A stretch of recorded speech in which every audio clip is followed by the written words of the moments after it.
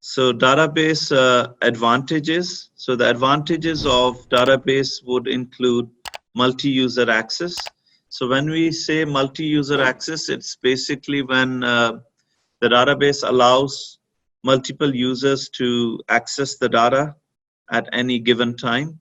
So for example, if there is an organization, there could be a number of users using part of that organization. There may be a manager, there may be somebody at the front desk, and all of the people have access to the database.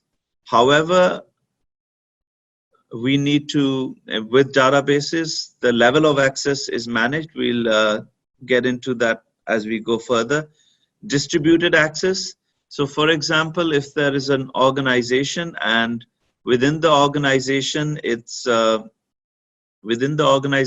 organization has different branches.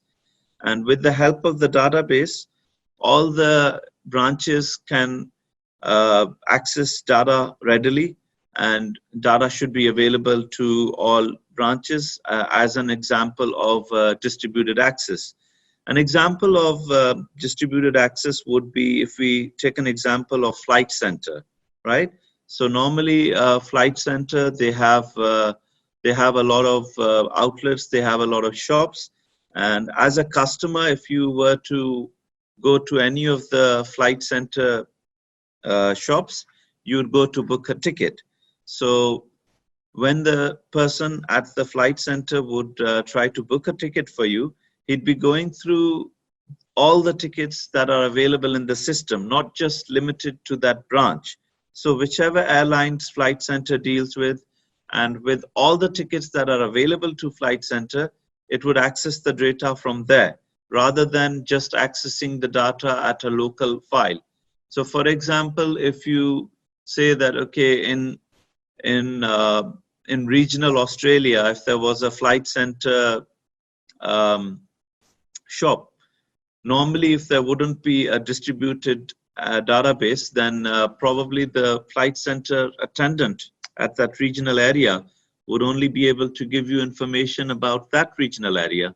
But with the help of the databases, what actually happens is they can access the database, they can access the whole entire database that belongs to Flight Center, and they can give you better results. So in terms of speed, databases have the ability to go through large number of volumes of data, and it can be done very quickly.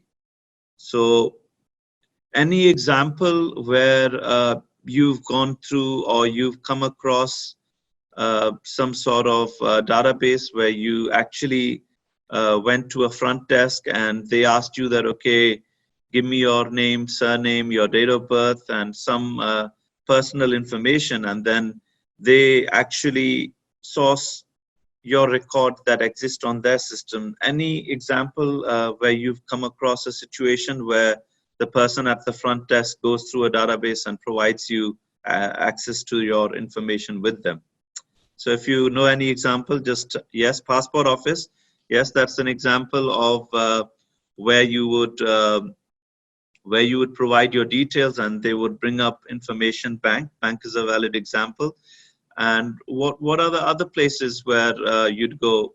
VIT front desk, yes, they would look into. Universities, yes.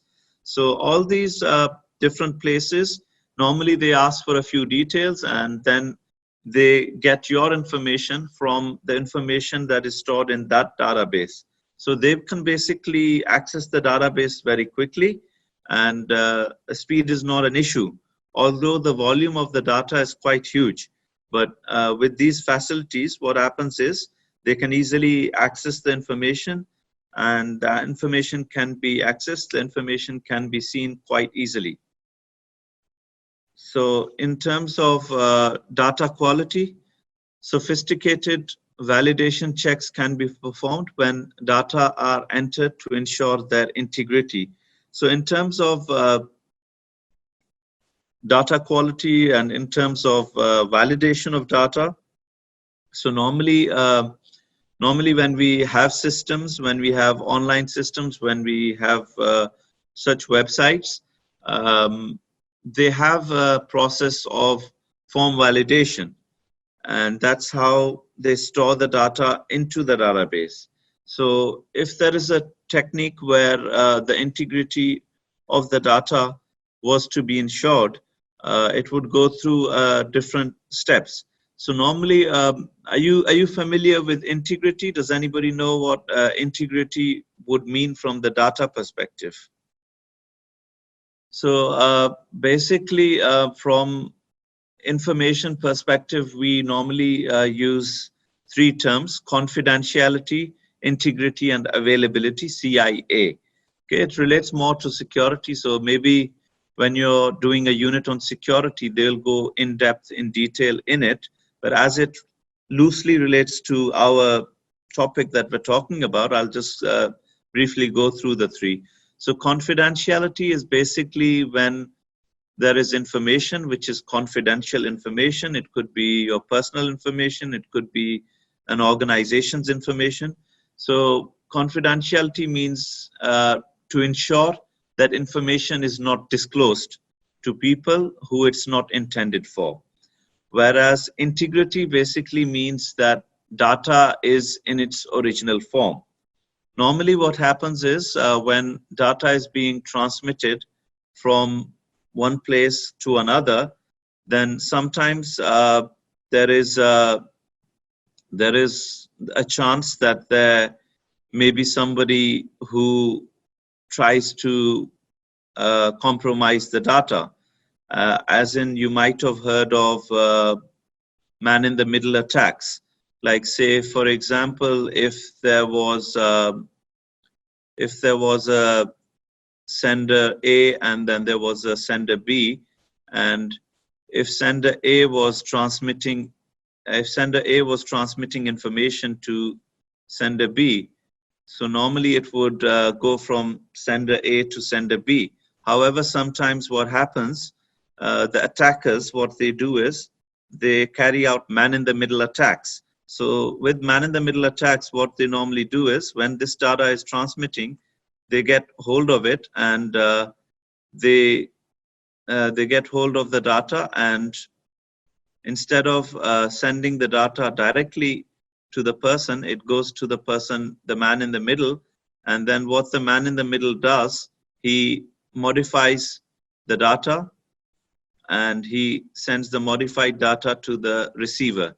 So basically what is happening in such a scenario, the person over here, the receiver, is not receiving the actual data, but what he is receiving this information that is going from sender A all the way to sender B.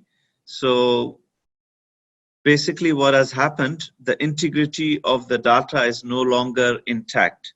So somebody has modified the data, somebody has changed the data, and the data is no longer in the normal format. So just going back to our slides. So going back to our slides, I'll have to remove this before we go forward.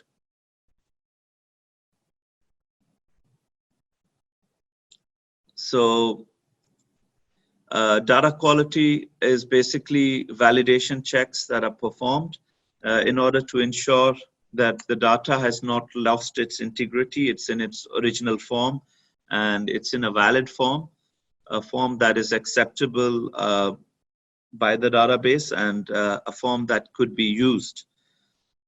And in terms of security, access to different types of data could be readily available and limited to different members of staff. So for example, an example of this could be that in a car dealership, the manager should have access to a single branch and his access could be unrestricted. Whereas if there is a different user, he should not have access to everything that goes on, because manager is responsible, he needs to have access to the whole department and every function. For example, if there is an end user, he should only have limited access. So for example, if there is, just take an example of, say, online shopping, right? All of you would have done online shopping, and in online shopping as an end user, you would have access to limited information from the seller's database.